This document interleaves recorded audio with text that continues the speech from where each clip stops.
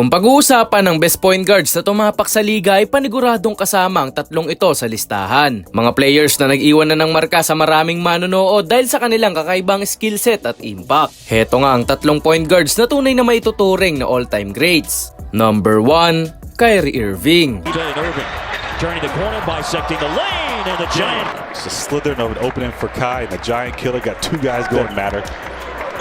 Si Uncle Drew Goat Fam ay isa sa pinaka-talented at pinaka-skilled na offensive point guard sa buong NBA. Kung pag-uusapan ng pure basketball artistry, handles, at shot-making ability ay si Kyrie ay nasa pinakataas ng listahan. Maraming fans at analysts ang tumatawag sa kanya bilang best ball handler of all time dahil sa sobrang smooth ng kanyang dribble, elite footwork, at kakayahang makalusot kahit sa pinakamahusay na defenders. Katulong din ito ni LBJ noong 2016 NBA Finals at gumawa siya ng isang pinaka-iconic na shot sa kasaysayan ng basketball. Ang clutch 3-pointer laban sa Golden State Warriors na nagsilang championship para sa Cleveland Cavaliers. Kaya naman hanggang ngayon ay may tuturing pa rin si Kyrie na isang generational talent at isa sa pinakamapanganib na offensive guard sa NBA history. Ngayong 2025 to 2026 NBA season na hindi pa nakakabalik si Uncle Drew sa liga dahil nga yan sa natamo niyang injury. Pero last season ay nag-average ito para sa Dallas Mavericks ng 24.7 points, 4.8 rebounds and 4.6 assists per game. Kaya naman this season talaga ay marami nang nag-aabang kay Kyrie na makabalik na sa liga upang masaksihan nating muli ang kanyang walang katulad na dribbling skills. Ang tanong na nga lang ay kung kasing flashy pa kaya ito katulad ng dati once na mag-heal na ang kanyang injury.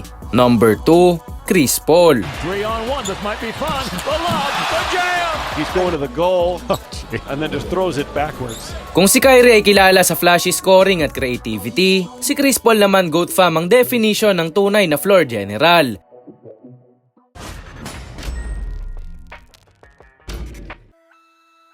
Si CP3 ay isa sa pinaka-complete na point guard sa kasaysayan dahil sa kanyang elite passing, leadership, at basketball IQ at pati na rin sa defense. Sa buong karera nito sa NBA ay maraming teams na ang nilaroan niya at halos bawat team na pinasukan niya ay napapataas ang level ng laro. Ang mastery niya sa pick and roll, court vision, at ability na mag-create ng open shots para sa teammate ay halos walang katulad. Hindi lang offensive player si CP3, sa katunayan Goat Fam ay isa rin ito sa all-time leader sa steals. Bagamat walang nakuwang NBA championship ring ay hindi maikakaila na ang legacy ni Chris Paul ay nasa upper level ng all-time point guards. Ngayong season nga ay wala nang nilalaroan na teams itong si CP3 dahil nga na-waive ito ng Los Angeles Clippers last year. At hindi na rin alam kung makakabalik pa nga ito sa NBA dahil sa edad nitong 40 years old ay wala na ring team na nagkakaroon ng interes para sa kanya. Number 3, Tony Parker.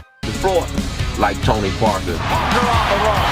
To the basket. Banks it in. Si Tony Parker ay isa sa pinaka-underrated pero tunay na all-time great point guard sa kasaysayan ng NBA. Siya ang naging puso ng San Antonio Spurs dynasty kasama sina Tim Duncan at Manu Ginobili na nagdala sa Spurs ng maraming championship sa loob halos ng 2 dekada. Bilang isang European player na napunta sa NBA noong 2001, binago ni Parker ang pananaw ng liga sa international guards at pinatunayan niya na kayang manguna ng isang championship caliber team ang mga manlalaro mula sa labas ng US. Hindi lang ito kilala sa individual accolades. Si Parker ay simbolo ng consistency at winning culture. Isa ito sa dahilan kung bakit ang Spurs ay palaging contender sa playoffs at nagiging benchmark ng stability at teamwork sa NBA. Noong 2007 ay nasungkit nito ang Finals MVP at sa buong career niya ay nakapaglaro siya ng 18 seasons sa NBA at nag-average siya ng 15.5 points, 2.7 rebounds and 5.6 assists per game. Nakakuha pa ito ng pang-apat na kampyonato na nagpatibay ng kanyang status bilang isa sa pinaka-successful na point guards ng liga. Pero kung kayo nga ang aking tatanungin, sino pa ang best point guard sa history ng NBA? Kung may kilala nga kayo ay comment nyo lang dyan sa baba at babasahin natin yan.